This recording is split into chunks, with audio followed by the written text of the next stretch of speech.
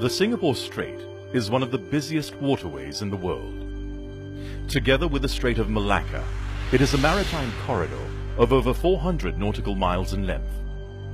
An estimated 1/3 of the world's traded goods pass through these waters annually, a figure which is expected to increase as the region's economies continue to grow. At its narrowest point, there are just 3 nautical miles between the shores of Singapore and Indonesia, while the navigable channel is reduced to less than 2 nautical miles. Safe Passage in the Singapore Strait is a set of 2 videos and an interactive training module.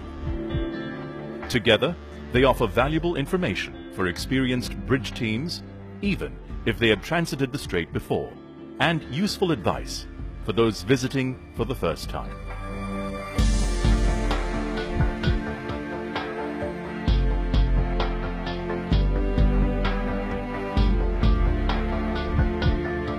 There are around 1,000 ship movements each day in the Singapore Strait. As a result, watchkeeping officers can find themselves having to deal with traffic situations involving a wide range of vessel types and sizes. This is especially challenging in poor visibility. So detailed voyage planning, good seamanship, and situational awareness are essential to safe navigation. The hydrographic data is regularly checked, so when calculating safety factors on depth and contour settings, make sure you have the most recent updates.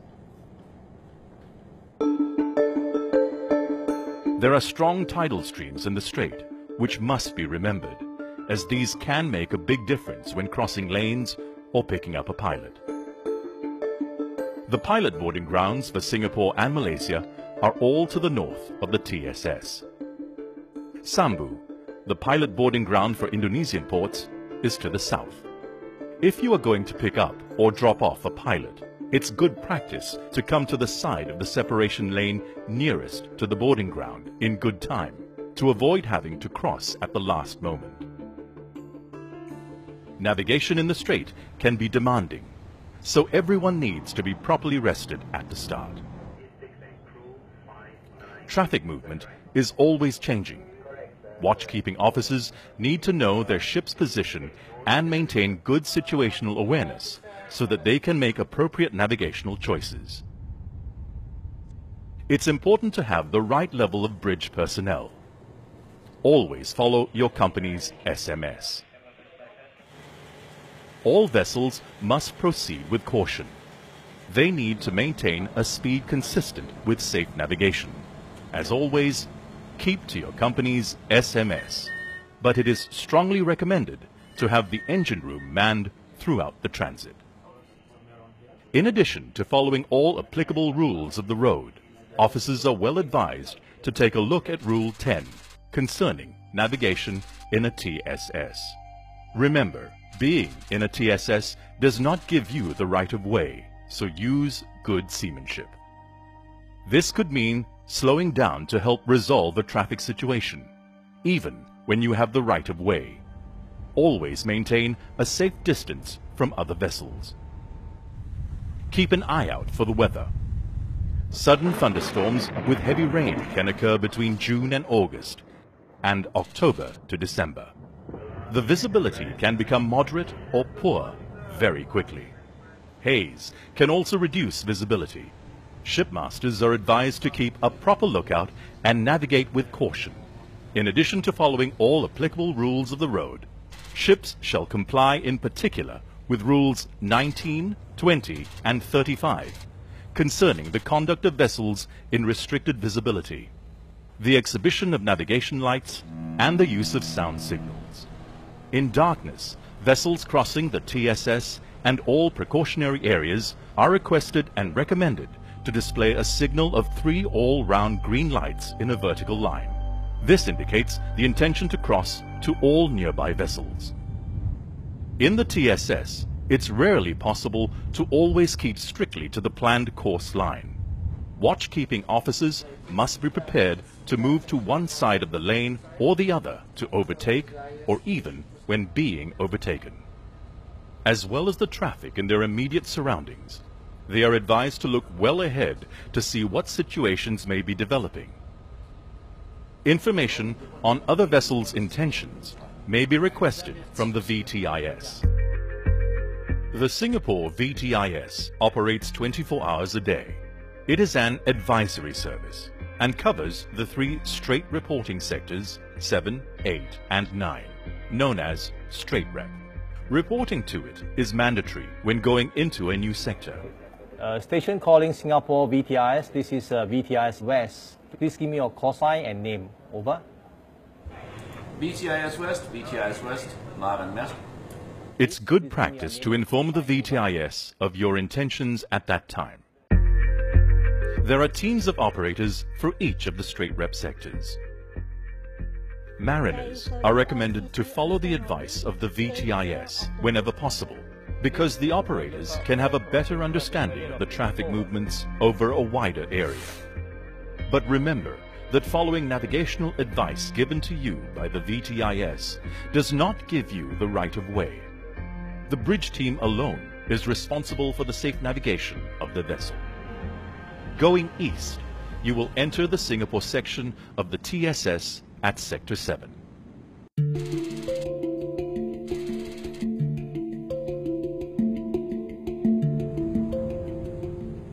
Entering Sector 7, it's mandatory to report in to the VTIS on VHF channel 73. If you are transiting, you will be asked for information including your destination and whether you are carrying any dangerous goods. If you are, they will ask for details of IMO class and weights. You will not have to give this information again during your transit, as the VTIS pass it on from sector to sector. If you are going into the Port of Singapore, they will already have this information in the pre-arrival notification. There are 4 precautionary areas in the Singapore Strait where you may encounter a high density of crossing traffic. Eastbound. The first of these is at the start of the sector, where many vessels may be crossing at all angles. Take care, as smaller, local vessels may not strictly follow the rules of the road and may not answer VHF calls. Many of the eastbound vessels going to the ports of Tanjung Pelepas and Singapore will pick up a pilot in Sector 7. There are 3 boarding grounds to the north of the westbound lane, so be aware that some eastbound vessels may turn to port at this time in order to reach them. If you are picking up a pilot, put your pilot boarding ground as your destination in AIS. If not, checking the AIS information of nearby vessels may warn of their intentions, but never rely solely on AIS for collision avoidance. Remember that not all ships are fitted with AIS, and even if they are, it may be switched off, or the information provided may be incomplete or incorrect. Also, avoid using VHF for collision avoidance. This can lead to confusion and hinder transmission of important VTIS information. Always comply with the call regs. On leaving the precautionary area, check your position to be certain that you are still in the eastbound lane. Throughout the strait, it's essential to keep within the channel limits. To the south of the TSS at this point, there may be some ship-to-ship transfer activity in the anchorage. Be aware that in the dark, ships' navigation lights may be obscured by the working lights from these vessels and from the southern shore. Other vessels may be joining the TSS from the Durian Strait to the south and the Nipa anchorage to the north. Keep a good lookout. High vigilance is recommended, especially during the hours of darkness. There's a sharp alteration of course north into the Phillip Channel at the Raycom Delta. Be aware of the risk of converging traffic during the turn. Also, be sure you start the turn early enough, as there is shallow water outside the channel. This is also the start of the deep water route.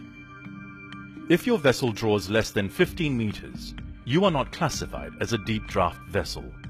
So come to the starboard side of the Phillip Channel early to avoid impeding vessels going into the deep water route.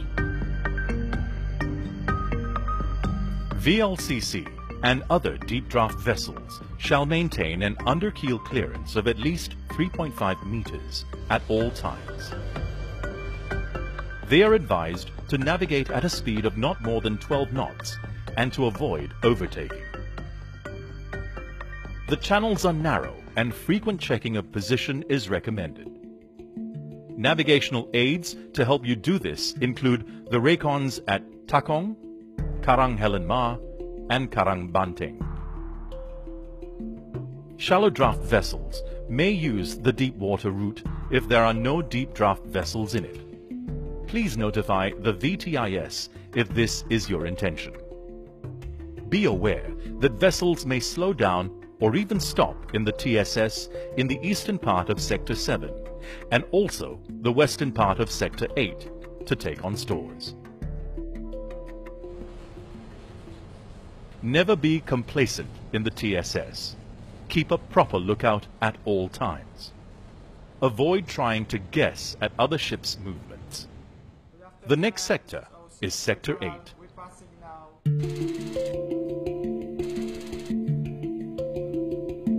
When entering Sector 8, reporting is mandatory to the VTIS on VHF Channel 14.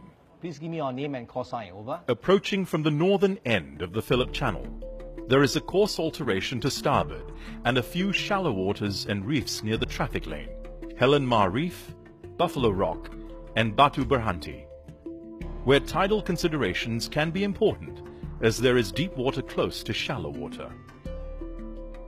Check your position regularly to ensure your vessel stays within the traffic lane and pay attention to the VHF to hear what the VTIS is saying. The TSS lane now enters the first of two precautionary areas where crossing traffic can be heavy, especially soon after dawn, when ferries can be seen departing from the ports in Batam to join the TSS westbound lane, heading for Singapore. In the other direction, you can expect frequent fast ferries crossing between the port of Singapore and Indonesia. In addition, there are often fishing boats in the eastbound lane. They usually start fishing in the early hours of the morning. These small boats are not visible to the VTIS's radar, nor to your ship's radar. Their movements can be unpredictable. They may not be displaying the correct lights and shapes. There may also be many tugs and tows crossing at any time of the day and sometimes at night. Vessels departing from the ports of Singapore or Indonesia may cross the precautionary areas to join the traffic lanes of the TSS. Also, look out for vessels slowing down and turning to port in order to approach one of the pilot boarding grounds north of the westbound channel. Check the nearby vessel's AIS data for information on their intentions.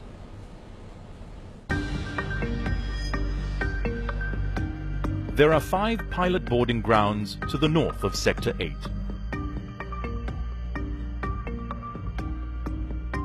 The movement of Singapore pilots is managed from a central control room where everything possible is done to ensure that pilots get to their booked ETA on time. It is a separate organization from the VTIS. A tracking system means that delays are very rare, but with over 500 pilot assignments per day, delays do sometimes happen. You must contact the pilot service 2 hours before your ETA to confirm the booking on VHF Channel 20. You can expect to find vessels waiting near the boarding grounds, especially around the eastern boarding grounds Charlie and Bravo. Vessels are advised to calculate and adjust their speed in the hours before arrival to avoid having to wait near a boarding ground and cause congestion. When approaching the boarding grounds, it is strongly recommended that they should do so at a safe speed, following all applicable rules of the road. In particular, the separation distance and factors listed in Rule 6, such as the state of visibility, available sea room and traffic density, among others. Only one vessel will be scheduled to arrive at Bravo and Charlie at any one time, and the next vessel will be scheduled at an interval of not less than 15 minutes later. Vessels arriving too early may have to wait, maintaining a minimum separation distance of 1 nautical mile from the vessel ahead. Information on vessels proceeding to these boarding grounds will be provided by the VTIS. Crossing the westbound lane to pick up a pilot can present a challenge. Vessels should be positioned early on the north side of the eastbound lane so that they won't have to cross the entire TSS at once. Shipmasters are advised to cross at right angles to the TSS, in compliance with the coal regs and the good practice of seamanship. If they are unsure of any westbound vessel's intentions, the bridge team can ask the VTIS for information. Some of the boarding grounds are close to anchorages, so approach these at a safe speed, keeping a safe distance from the vessels in the anchorage. If you are crossing during the hours of darkness, be sure to display the signal of 3 all-round green lights in a vertical line. Allow enough time and sea room when picking up a pilot. On a large vessel, it can take up to 10 minutes for the pilot to board, reach the bridge, and finish the master-pilot exchange.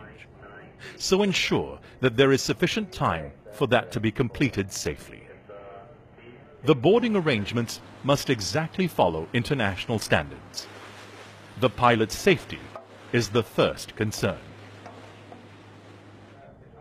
Continuing your transit of Sector 8, even if you have the right of way, it may be good seamanship to slow down to help resolve potential close-quarter situations. Think twice before you overtake in the narrow parts of the TSS.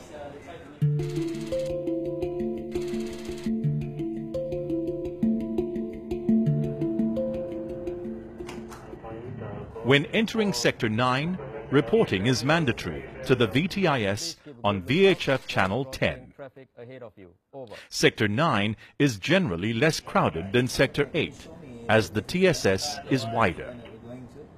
However, the large precautionary area that takes up about half of the sector can still be very busy with crossing traffic. At first light, there may be tugs and barges crossing. Fast ferries may cross at any time. You must be aware of them and know where they are. And look out for vessels entering and leaving the East Johor Strait to join the eastbound lane. Near the wheelover point towards the eastern end of Sector 9, the lane narrows slightly. Beware of vessels converging. There can be eddies when the current is running strongly. So it's good practice to avoid the shallow water near the eastbound channel's northern boundary. Passing Horsburgh Light to starboard marks the end of Sector 9 and of the Singapore Strait. Please notify the VTIS. You're leaving Sector 9, switch over to Channel 16, have a good watch. VTIS is out.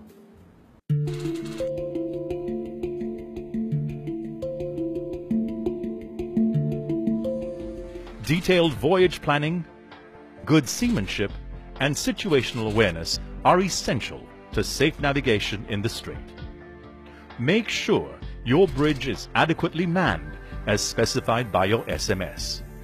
Maintain good communication with the VTIS throughout your transit. We hope you found this video helpful. Have a safe passage.